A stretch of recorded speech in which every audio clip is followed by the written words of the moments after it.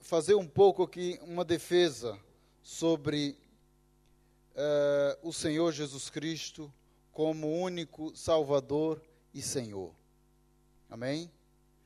Eu digo uma defesa porque sabemos que o mundo não vê Jesus assim, não é? O mundo vê o Senhor Jesus de forma diferente. A própria religião coloca Jesus de parte e exalta outros nomes, colocam-nos acima do nome de Jesus, não o anunciam como Salvador, mas nós que somos o povo de Deus, temos o Senhor Jesus Cristo como nosso Senhor e Salvador, como nos diz a sua palavra, e devemos fazer uma defesa disto. Amém? Há muita gente que não sabe que Jesus Cristo é verdadeiramente o único Senhor e o único Salvador. Por isto, tem atenção, consideração ou até adoração por outros nomes, ou por imagens, ou por coisas, por objetos, porque não tem o conhecimento real de que Jesus Cristo é o único que merece adoração e louvor, em quem devemos crer unicamente, conforme a sua palavra. Glória a Jesus. Aqui começa o evangelista João, falando sobre Jesus lá na eternidade. Alguns creem até que Jesus veio, que Jesus nasceu, que Jesus esteve na terra, que Jesus ensinou coisas boas, que nós devemos obedecer a alguma coisa daquilo que ele ensina, porém não creem na sua eternidade. Mas João começa dizendo que no princípio era o Verbo, e o Verbo estava com Deus, e o Verbo era Deus. Portanto, isso nos faz sabermos que Jesus é Deus, Ele é eterno, e Ele também é Criador. Amém?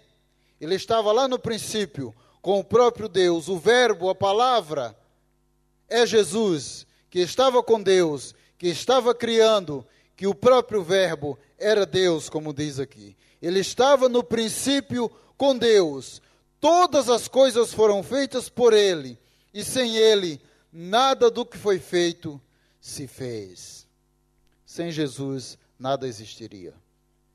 E esta palavra, segundo diz o apóstolo Paulo, é fiel e verdadeira, e digna de toda aceitação. Amém?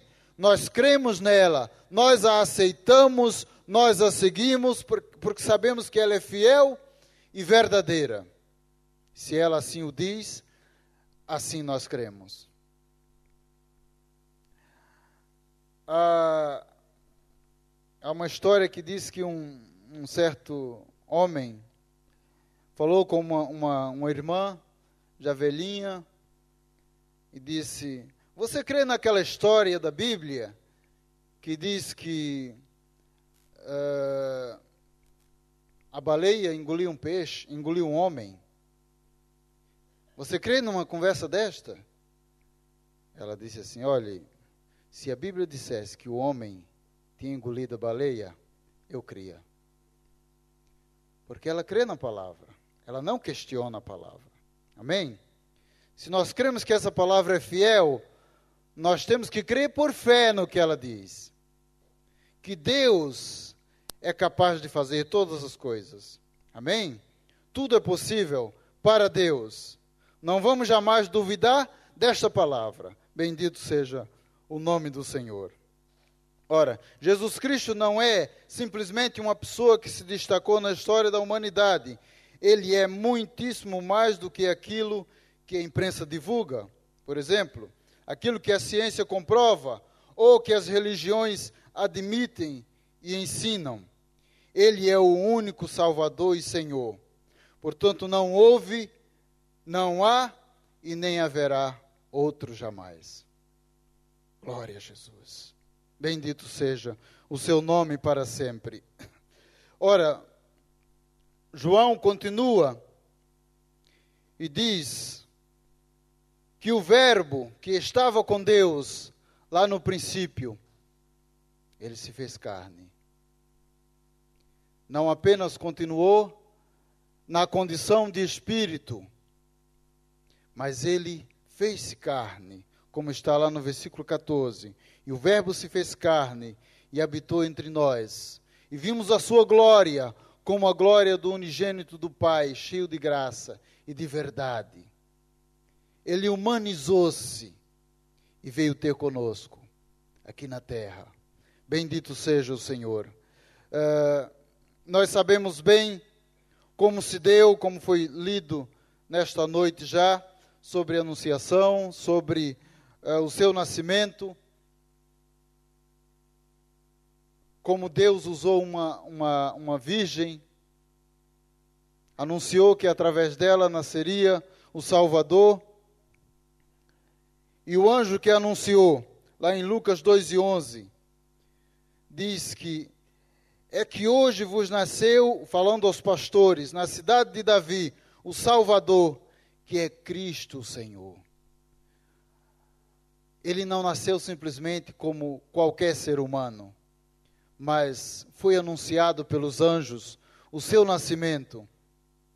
Ele disse aos pastores que estavam lá em Belém, que naquele dia, hoje, vos nasceu o Salvador, que é Cristo o Senhor. O anjo não foi anunciar a gente importante, não foi ao palácio do rei Herodes para anunciar, mas anunciou a simples pastores que estavam lá no campo. Às vezes Deus dirige-se mais onde há simplicidade, porque são estes que têm mais facilidade de crer na palavra do Senhor. Não só de crer, como de divulgar a outros. E eu creio que aqueles pastores foram ver o Senhor e depois foram divulgar para outros o que viram. Bendito seja o nome de Jesus. O nascimento de Jesus foi anunciado pelos anjos. Também a Bíblia diz que Maria já era casada, já era desposada com José, mas ainda não se haviam juntado como marido e mulher. E sendo ela escolhida por Deus, ela achou-se grávida do Espírito Santo, e José, vendo aquilo como era homem justo e fiel, intentou no seu coração deixar Maria secretamente. Não lhe fazer mal, não lhe fazer acusações, porque ele sabia as consequências que teria naquele tempo, pelas leis de Moisés. Ele intentou deixar Maria, mas o anjo do Senhor apareceu a ele em sonhos à noite. Ele disse que o que estava gerado nela era por obra e graça do Espírito Santo. E em Mateus 1:21, disse o anjo a José: ela dará à luz um filho, e lhe porás o nome de Jesus, porque ele salvará o seu povo dos seus pecados. Glória a Deus. Os anjos estiveram em cada situação, anunciando e mostrando que aquele era verdadeiramente o Salvador, o tão esperado pelas nações, o tão esperado, o tão profetizado. Tantos profetas da antiguidade foram usados por Deus para profetizar a respeito daquele que viria para salvar o seu povo. Glória a Deus. E o Verbo se fez carne e habitou entre nós. Agora ele estava fazendo-se carne, nascendo através de uma mulher, através de uma virgem. Glória a Deus. Jesus, como Deus, ele tem pai e não tem mãe. Mas como homem, ele teve mãe e não teve pai. Amém? Glória a Deus. Bendito seja o seu nome. Ele humanizou-se, mas continuou sendo Deus. Ele era tanto Deus como era homem. Costuma-se dizer que era 100% homem e 100% Deus. Bendito seja o seu nome para sempre. Ora, tinha Jesus nascido, toda a nação de Israel esperava por um Redentor, por um Salvador. E eu quero mencionar aqui duas pessoas que são mencionadas lá no Evangelho de Lucas. Simeão e Ana. Diz que havia em Jerusalém um homem chamado Simeão, homem este justo e piedoso, que esperava a consolação de Israel, e o Espírito Santo estava sobre ele. Revelara-lhe o Espírito Santo que não passaria pela morte antes de ver o Cristo do Senhor. Movido pelo Espírito, foi ao templo, e quando os pais trouxeram o menino Jesus para fazerem com ele o que a lei ordenava no 8º dia, para ser apresentado no templo, Simeão o tomou nos braços e louvou a Deus, dizendo: Agora, Senhor, podes despedir em paz o teu servo, segundo a tua palavra, porque os meus olhos já viram a tua salvação. Glória a Deus. Aquele homem já idoso, mas tinha no seu coração a esperança, e o Espírito Santo lhe havia revelado que ele não morreria sem antes ver, contemplar a salvação do Senhor. E movido pelo Espírito, ele foi até o templo. Chegando lá, viu o menino. Glória a Deus. Tomou aquele menino nos seus braços, teve o prazer de contemplá-lo e apresentá-lo no templo. E tendo feito aquilo, disse: Agora, Senhor, podes despedir o teu servo em paz, porque os meus olhos já viram a tua salvação. Privilégio grandioso teve aquele servo do Senhor. Havia também uma profetisa chamada Ana, filha de Fanuel, da tribo de Azé, avançada em dias, que vivera com seu marido 7 anos desde que se casara, e que era viúva de 84 anos. Esta não deixava o templo, mas adorava noite e dia em jejuns e orações.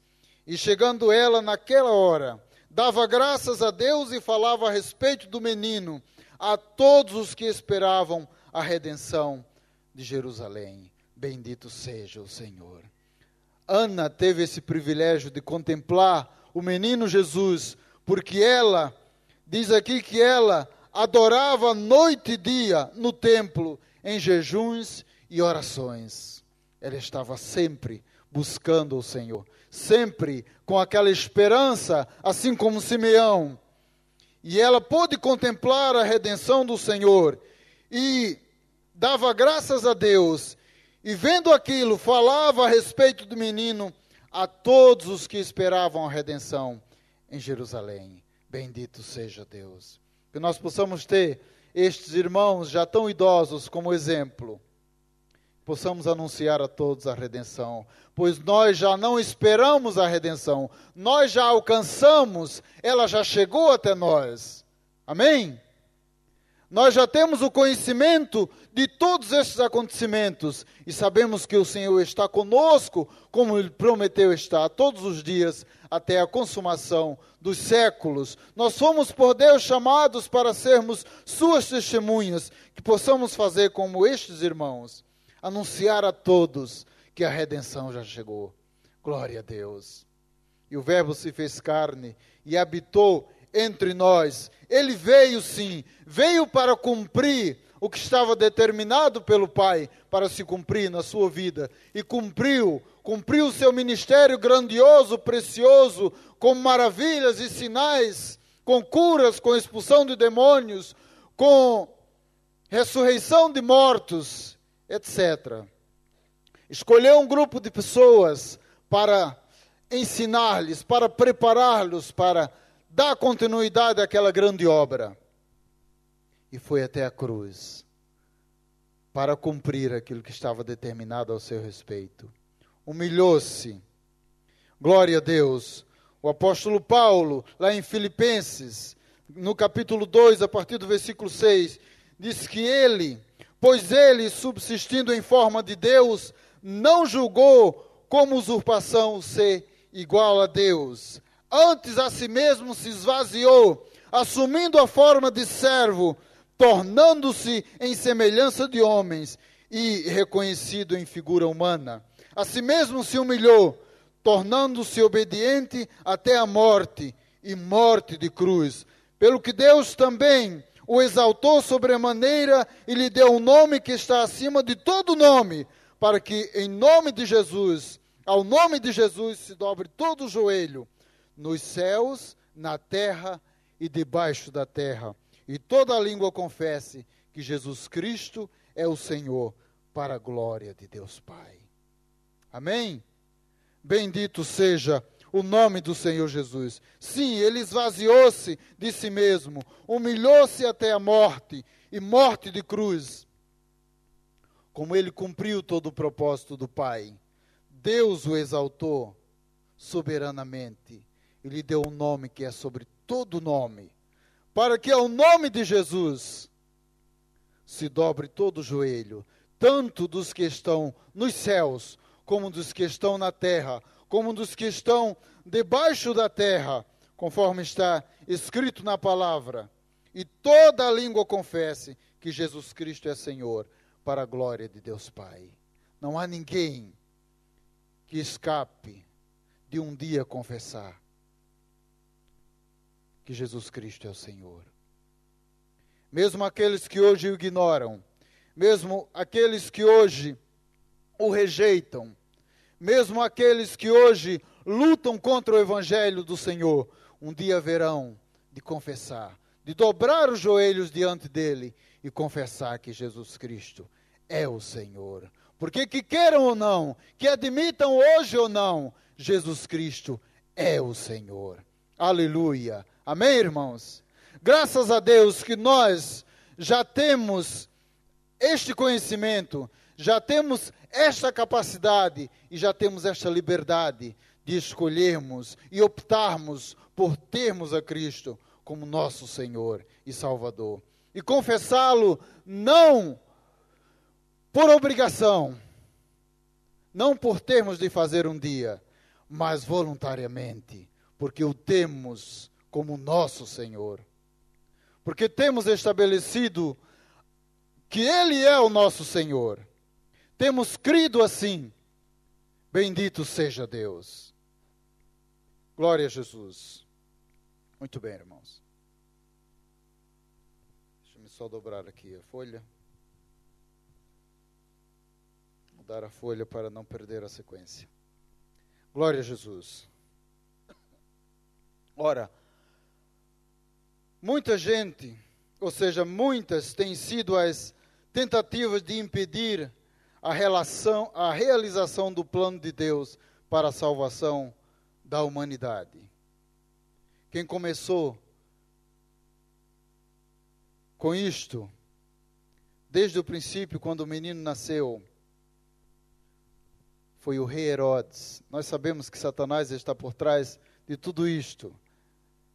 Mas o rei Herodes, que era o rei da Galileia naquele tempo, sentiu-se ameaçado com a notícia de que havia nascido o rei de Israel, aquele que estava profetizado nas Escrituras, porque os magos que vieram do Oriente passaram por lá, querendo saber onde estava o menino que havia nascido, porque tinham visto a sua estrela no Oriente. E Herodes turbou-se com aquilo e procurou saber. E através das Escrituras, daqueles que conheciam, disseram que ele haveria de nascer em Belém. E ele disse aos magos: vão e adorem, e quando fizerem, voltem por cá, para me dizerem onde está o menino, porque eu quero adorar também. Mas os magos não voltaram por lá.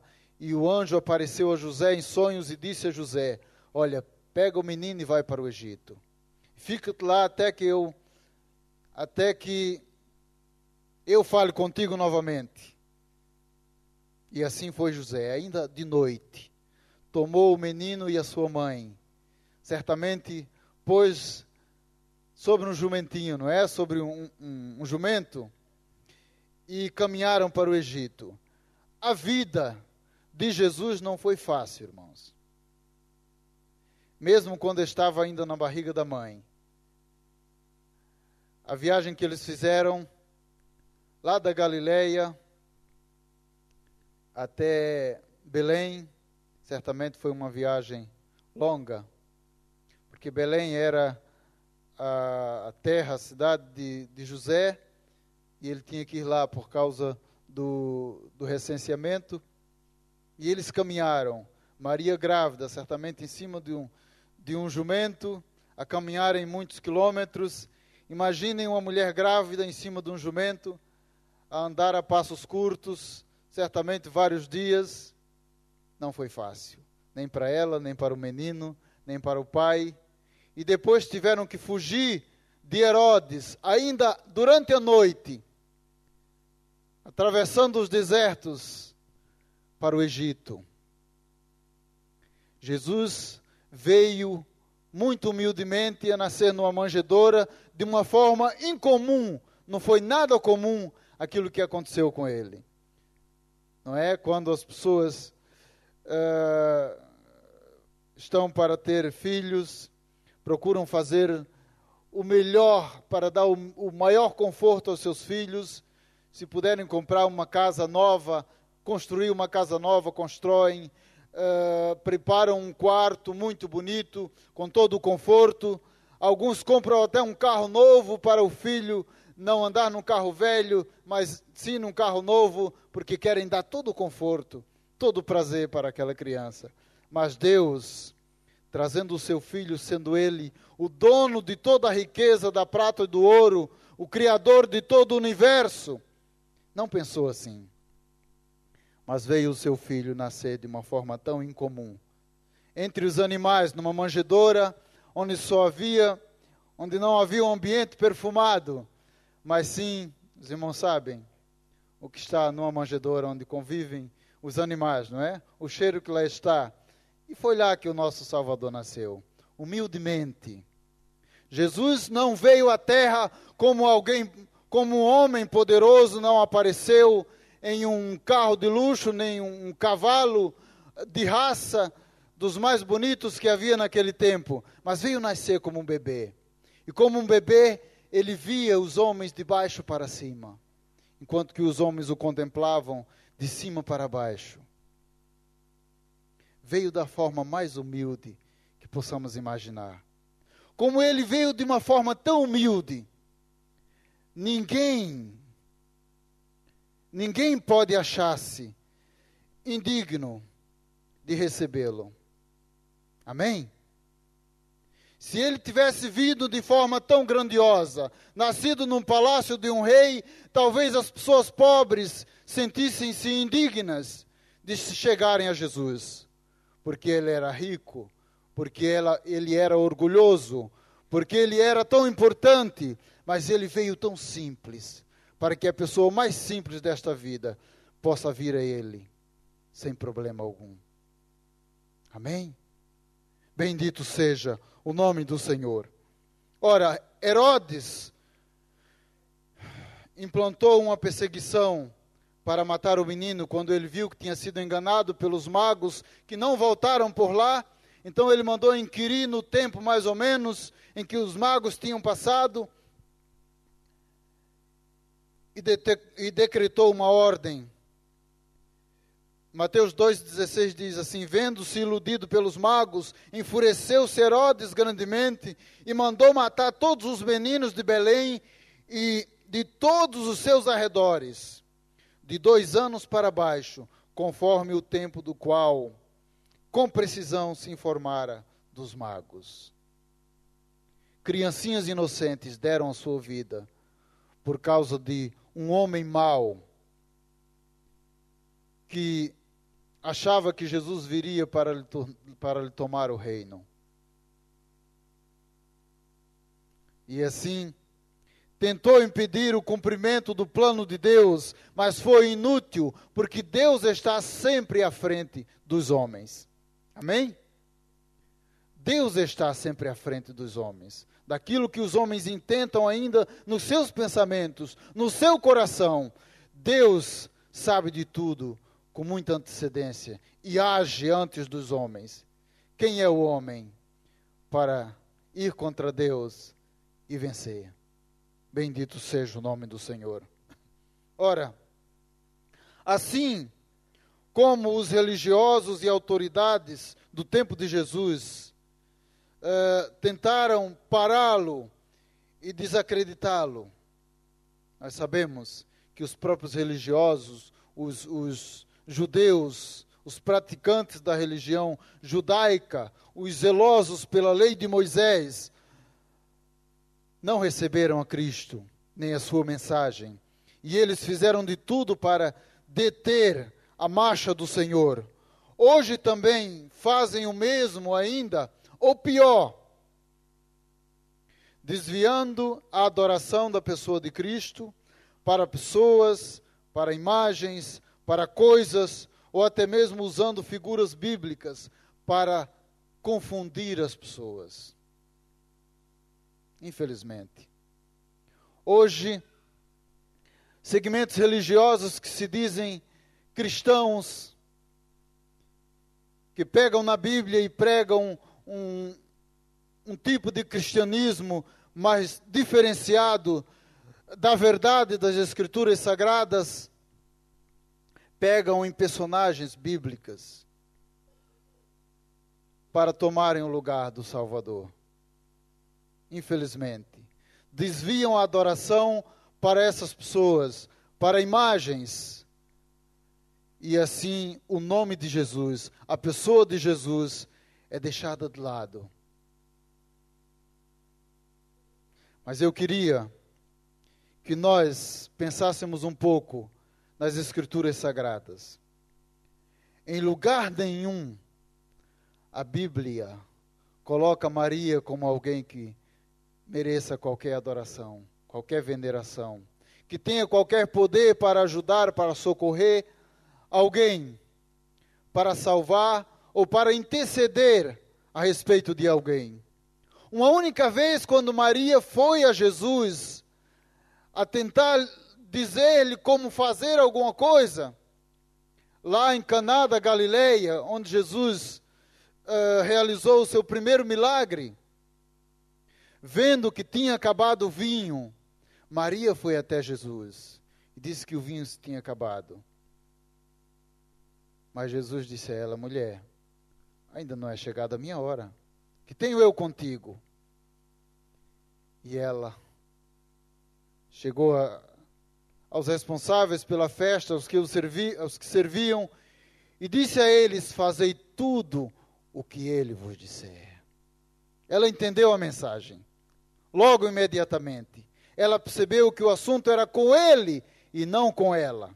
Era ele quem decidia e não ela. Esta é a mensagem que a Bíblia deixa sobre a pessoa de Maria. Em lugar nenhum na história da igreja primitiva, em todo o livro dos Atos dos Apóstolos, que conta a ação da igreja desde o seu princípio, após a ascensão de Jesus aos céus, em lugar nenhum a Bíblia menciona Maria como tendo qualquer atividade, nem que fosse de ensinar ou de pregar o Evangelho. Nem isto a Bíblia mostra que Maria fez. Muito menos que qualquer um dos discípulos ou dos apóstolos tenha mencionado o nome de Maria como digna de ser adorada, de ser louvada, ou como tendo alguém que tenha algum poder. Nem tampouco a Bíblia menciona quando Maria morreu, nem onde ela foi sepultada. Se assim fosse, haveria uma grande romaria para lá, para adorar a Maria. Mas isso não existe.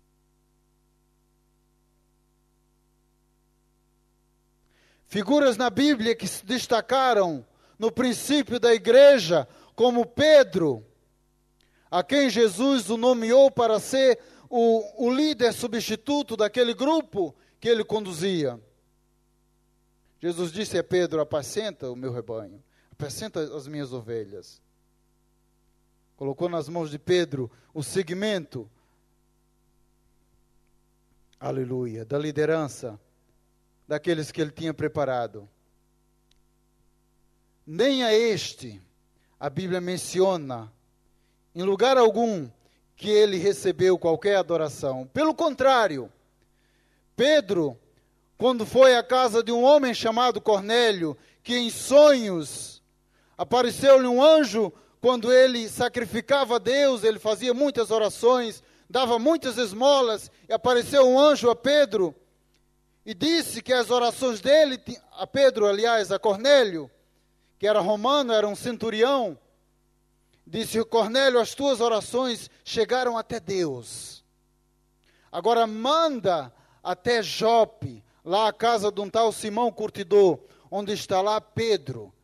Manda chamá-lo, que ele há de te dizer palavras com as quais hás de te salvar. E assim foi. Cornélio mandou chamar a Pedro. Pedro era um judeu que ainda continuava no seu coração uma certa rejeição pelos gentios, por aqueles que não eram judeus. Ele achava que eles não eram dignos de serem salvos. Mas antes que chegassem os mensageiros de Cornélio à casa de Pedro, à casa de Simão, lá em Jope, Pedro estava orando lá no terraço, quando ele viu uma visão dos céus, e descia como que um lençol cheio de coisas que ele considerava imundas, animais, répteis, quadrúpedes, e uma voz dizia: Pedro, mata e come. E ele dizia: Senhor, nunca coloquei na minha boca qualquer coisa comum ou imunda como isto. E por 3 vezes isto aconteceu. E quando ele tinha acabado de ver aquela visão, chegaram os mensageiros de Cornélio, e ele percebeu o que Deus lhe queria dizer, e aceitou ir com eles. 2 soldados e mais um varão piedoso, um dos servos de Cornélio, que foram chamar a Pedro. Pedro foi, caminhou com eles. Chegando à casa de Cornélio, já estava a família de Cornélio, os seus amigos mais íntimos, mais chegados, estavam todos lá. Quando Pedro chegou e entrou em casa, Cornélio ajoelhou-se diante de Pedro para adorá-lo. E Pedro certamente o tomou pela mão e disse: levanta-te, porque eu sou homem igual a ti. Pedro não aceitou jamais adoração alguma, nem que alguém o adorasse, nem que alguém tivesse qualquer veneração por ele, mas em todo o tempo ele anunciou e pregou a Cristo. E ele, em Atos, no capítulo 4, se não me engano, no versículo 12, ele diz que em nenhum outro há salvação, porque também debaixo dos céus nenhum outro nome há dado entre os homens pelo qual devamos ser salvos. Somente o nome de Jesus Cristo, único Senhor e Salvador. Amém? Paulo foi outro grande líder do cristianismo no princípio. Pedro foi aquele que, segundo a Bíblia, foi chamado para a circuncisão, para ministrar, para pregar aos judeus em primeiro lugar. E ele concentrou realmente o seu ministério lá em Jerusalém, ou nos territórios de Israel. Mas Paulo foi chamado para ir aos gentios, para levar a mensagem do Evangelho do Senhor. Paulo, que era um homem zeloso, Paulo, que era um homem religioso, que zelava pela sua religião. Filipenses capítulo 3, versículo 5, diz que ele foi circuncidado ao 8º dia, como determinava na lei, da linhagem de Israel, da tribo de Benjamim, hebreu de hebreus, quanto à lei, fariseu, quanto ao zelo, perseguidor da igreja, quanto à justiça que há na lei, irrepreensível. Mas ele diz: o que era para mim lucro, isto considerei perda por causa de Cristo. Bendito seja Deus. Sim, deveras considero tudo como perda por causa da sublimidade do conhecimento de Cristo Jesus, meu Senhor, por amor do qual perdi todas as coisas e as considero como refúgio. Em outra versão diz como esterco, para ganhar a Cristo. Bendito seja Deus. Ele deixou tudo aquilo para seguir a Cristo. Quando Cristo apresentou-se para ele no caminho de Damasco e ele disse: quem és, Senhor? E ele disse: eu sou Jesus, a quem tu persegues. Aí houve uma mudança completamente. Paulo, que perseguia a igreja, que consentiu na morte de Estevão, certamente foi ele que esteve ali a comandar a morte de Estevão, foi o primeiro mártir da igreja, que ia para Damasco para perseguir os crentes, para prendê-los, aqueles que ele considerava de uma seita. Agora ele, tendo esse encontro com Cristo, teve uma mudança completa, radical, e a Bíblia diz que o perseguidor passou a ser perseguido. E ele estava lá em Damasco, quando Deus enviou um varão chamado Ananias, que foi lá orar por ele. Ananias impôs-lhe as mãos, e a Bíblia diz que caíram-se como que umas escamas dos seus olhos, porque ele havia ficado cego, e ele voltou a ver, e recebeu o Espírito Santo, naquele mesmo momento, e passou dali para frente, a ser um pregador do Evangelho de Cristo, a ser um defensor do Senhor Jesus. E ele passou a andar entre os gentios e a levar a mensagem do Evangelho de Cristo, mesmo em meio a perseguições e lutas, rejeições. Ele foi, digamos que, o maior evangelista daqueles tempos. Foi o fundador de muitas igrejas. Foi Paulo, como ninguém do seu tempo, à presença de muitas autoridades, pregar o Evangelho de Cristo. Falou de Jesus a tanta gente. Foi em lugares onde ninguém jamais iria, mas ele, como prisioneiro por causa do Evangelho de Cristo, foi à presença de reis, de autoridades daquele tempo, e não hesitou em falar de Jesus para todos eles. Bendito seja o nome do Senhor.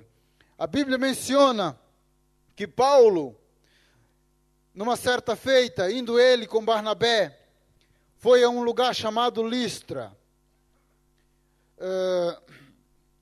Em Listra costumava estar sentado certo homem aleijado, paralítico, desde o seu nascimento, o qual jamais pudera andar. Isto está em Atos capítulo 14, versículo 8. Havia lá um homem paralítico, onde Paulo ia passando com Barnabé.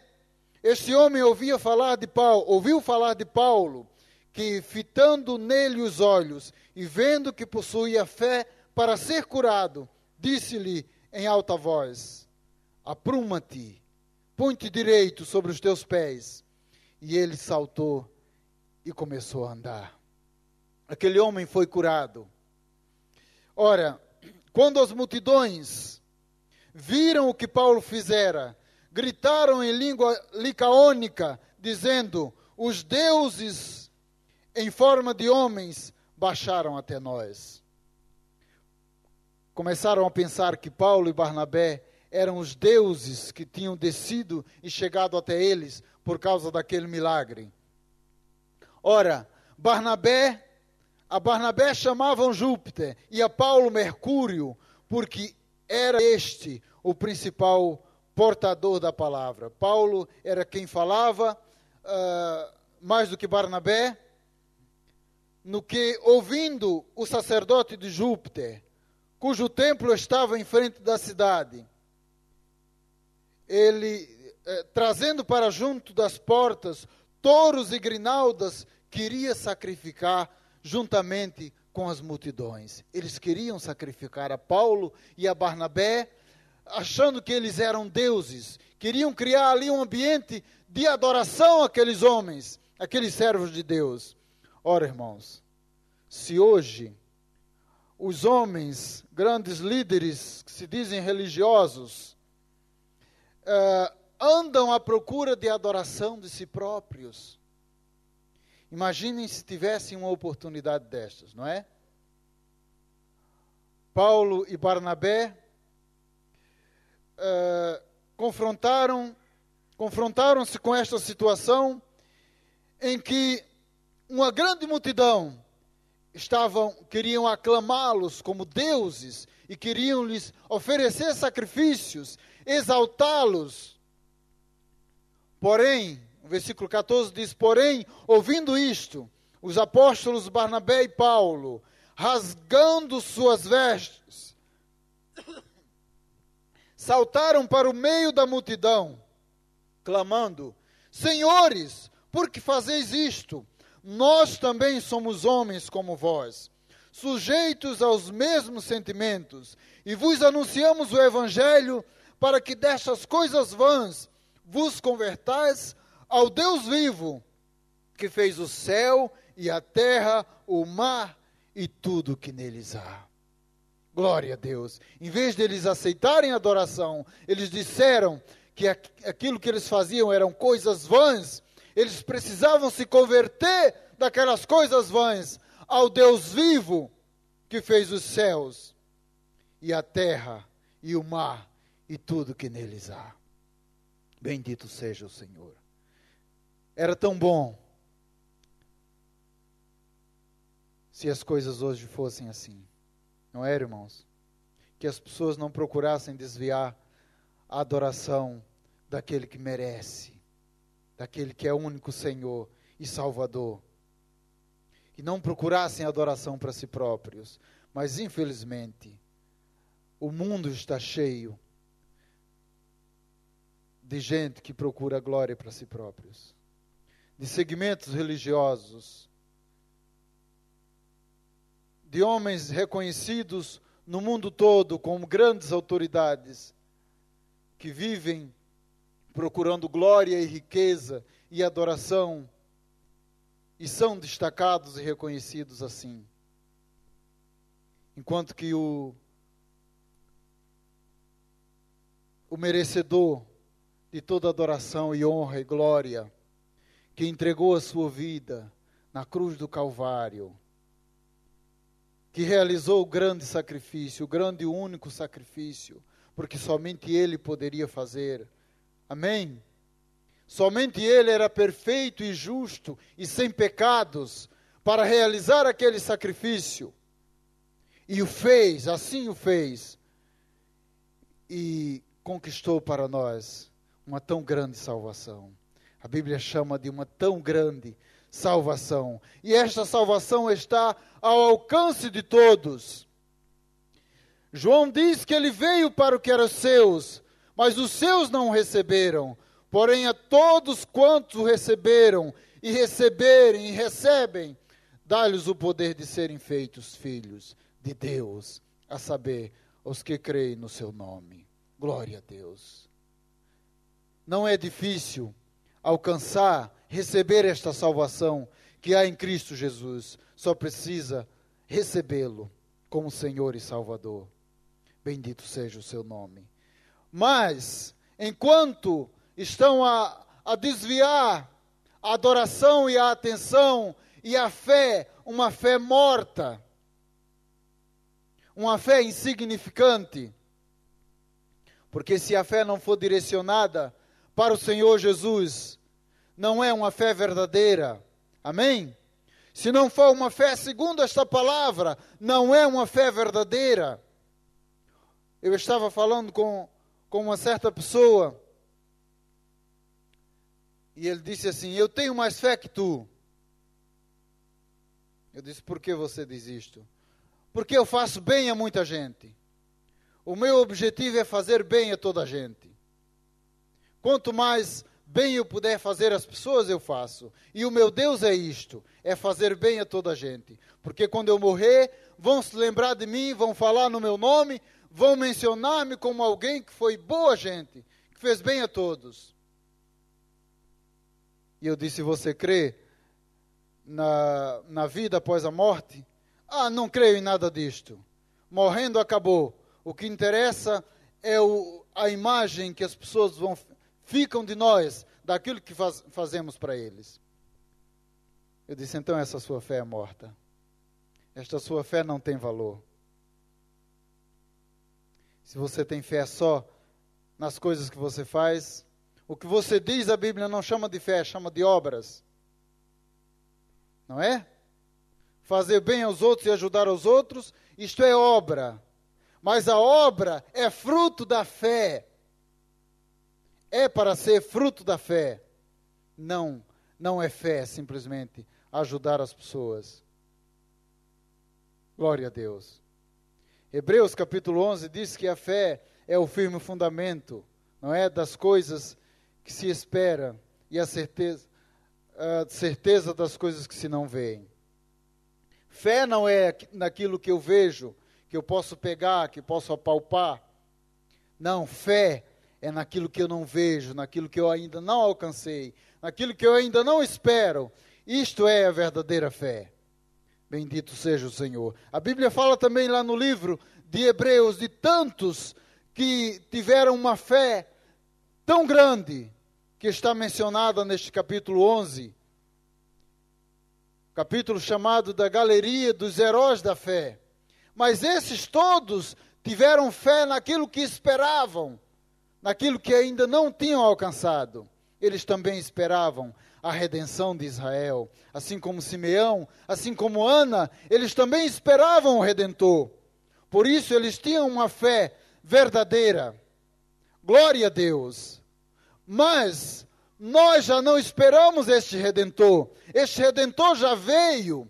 Nós já o temos. Nós já cremos nele. A nossa fé, aleluia, é uma fé, podemos dizer, mais verdadeira ainda do que a fé daqueles que não tiveram o prazer de ver, de alcançar. Amém? Porque nós vimos a concretização, a realização daquilo que cremos. Glória a Deus.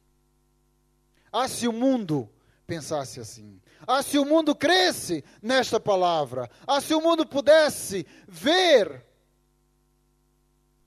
o quão precioso e glorioso é o nosso Jesus. Se o mundo pudesse imaginar que Ele está sentado à direita do Pai, intercedendo pelos seus, e que Ele tem o que há de mais precioso, de mais glorioso, que está prometido para aqueles que creem no Seu nome e esperam nele. Se o mundo pudesse imaginar o que nos espera, aquilo que está preparado, aquilo que o olho humano não pode ver, aquilo que não pode descer, aquilo que não pode vir ao pensamento do homem, nem ao seu coração, é o que Deus tem preparado para nós, para a sua igreja, para aqueles que receberam a Cristo, para aqueles que são os seus verdadeiros filhos. Nosso desejo é que os olhos fossem abertos e que as pessoas pudessem ver o verdadeiro Jesus. Quando chegasse o Natal, como esta época, não pensassem apenas em prendas, não pensassem apenas em comida, não pensassem apenas em bebida, não pensassem apenas em roupas bonitas, não pensassem apenas em viagens, não pensassem apenas em diversão, mas pensassem nas suas misérias, mas pensassem nos seus pecados, que precisam de perdão, mas pensassem em si próprios, que precisam de redenção, que precisam de certezas, que precisam de salvação, que precisam de Jesus, do verdadeiro Cristo, não do menino do presépio, mas do Cristo ressurreto, que subiu aos céus, vitorioso, e que um dia virá para levar aqueles que creram no seu nome, que receberam a sua pessoa, que receberam a sua salvação, que creram nele unicamente, e não em mediadores, e não em doutrinas de homens. Paulo disse que se alguém viesse pregando uma doutrina qualquer, um evangelho qualquer, diferente do que está nesta palavra, que seja anátema, que seja mentiroso, que seja rejeitado, porque a palavra, a verdade está aqui, única. Não precisa de remendos, não precisa de complementos, não precisa de revelações complementares, não precisa de visões daqui ou dali, mas ela está completa aqui. Jesus Cristo, verdadeiro Senhor e Salvador. Que Deus nos abençoe. Amém? Vamos ficar de pé, irmãos.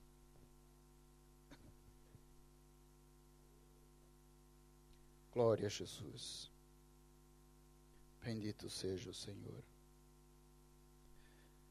Deus eterno, maravilhoso Pai, Senhor, nós te adoramos, nós bendizemos o teu nome, Senhor, te glorificamos porque sabemos que tu és o único Deus verdadeiro, Senhor de todas as coisas, ó Deus, Criador do universo, tu, Senhor, que nos criaste também, nos fizeste a tua semelhança, Senhor. Tu que olhaste para nós, viste o nosso estado de miséria e nos entregaste o teu próprio Filho, como ato de misericórdia para conosco, Senhor. Nos deste Jesus que veio, entregou-se a si mesmo e realizou a grande salvação que havias planeado, Senhor. E humilhou-se até a morte, morte de cruz, para que nós, Senhor, fôssemos alcançados pelo teu amor, pela tua salvação. Oh, obrigado, Senhor. Obrigado porque te mostraste tão grande amor, e não há maior amor do que este, de entregar a tua própria vida por nós. Nós que éramos inimigos teus, inimigos da tua cruz. Sim, Senhor, nós que não te conhecíamos. Obrigado, Jesus, porque abriste a nossa mente um dia para que pudéssemos ver a tua salvação, para que pudéssemos ver a tua luz que um dia brilhou para nós. Obrigado, Senhor Jesus, porque tem chamado um povo, mesmo sendo um povo em número tão reduzido, Senhor, na terra, mas tens aberto os olhos a estes, e nós, felizmente, fazemos parte deste grupo, Senhor. Deus, o nosso desejo é que muitos olhos sejam abertos, é que muita gente que anda desgarrada como ovelhas que não têm pastor, sem saber de onde vieram nem para onde vão, que sejam eles também alcançados pela tua misericórdia, pelo teu amor, pela tua salvação, que o Evangelho de Cristo possa alcançar a estes, sim, Senhor, tantos familiares nossos também, que ainda não te conhecem, que nós possamos, Senhor, falar de ti para eles, quantas vezes sejam necessárias, para que o teu Espírito possa convencê-los do pecado, da justiça, do juízo, da idolatria, Senhor, dos caminhos maus, possam ver a Cristo e recebê-lo como Salvador, possam ver que somente Cristo é o escape, o único escape, a única saída, o único caminho para a humanidade. Senhor, a nossa oração é para que muita gente ainda possa te alcançar, Jesus. Que tu possas, aliás, alcançá-los, possas encontrá-los, possas tocá-los, possas salvá-los, Senhor. Possamos ver ainda muita gente te servindo e te glorificando, adorando o teu nome. Que possa haver muita festa no céu, com vidas se rendendo aos teus pés, e muita alegria também nos nossos corações, por ver almas se rendendo a ti. Bendito és tu. Obrigado por cada irmão que está aqui, por cada família aqui representada, Senhor. Que tu possas em cada dia fortalecer a nossa fé para continuarmos te seguindo, te servindo, te amando, Senhor, e tendo prazer em andar contigo, em caminhar contigo, pois não há ninguém melhor que tu. Sim, Jesus, único Senhor e Salvador das nossas vidas. Obrigado. Fica conosco, Deus. Abençoa o teu povo grandemente, para a tua glória e honra é que nós oramos a ti, te adoramos e te louvamos. Amém. Que Deus nos abençoe. Podeis sentar, irmãos.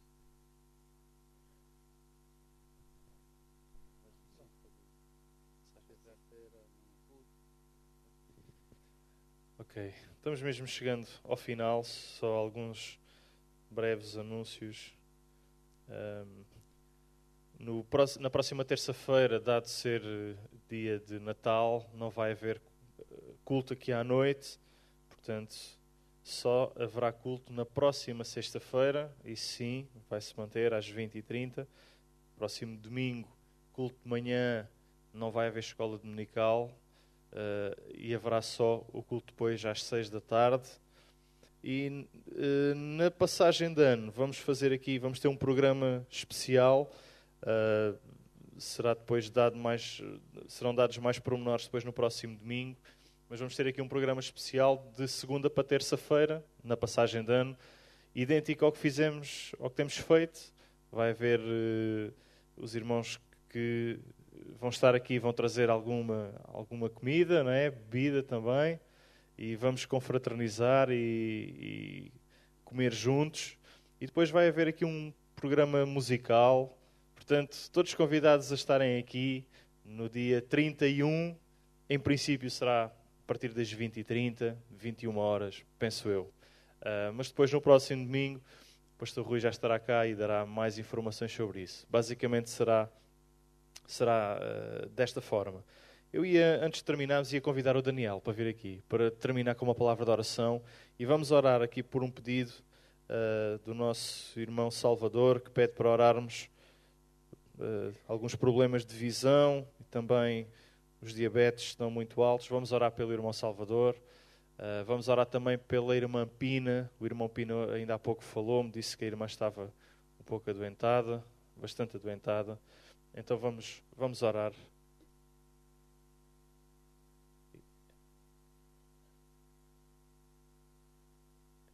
A irmã Maria. Sim. Sim. Ok, vamos orar pela família da irmã Maria. Sim. A irmã Maria de Lagoa, vamos orar por ela e por toda a sua família. A neta dela faleceu. Então vamos pedir a Deus que possa abençoar e confortar os corações. Não sei se há mais algum assunto que os irmãos queiram apresentar ou agradecer. Amém. Então vamos ficar em pé, irmãos, e vamos orar por estes 3 assuntos. Vou pedir aqui ao Daniel para orar e assim estaremos também terminando.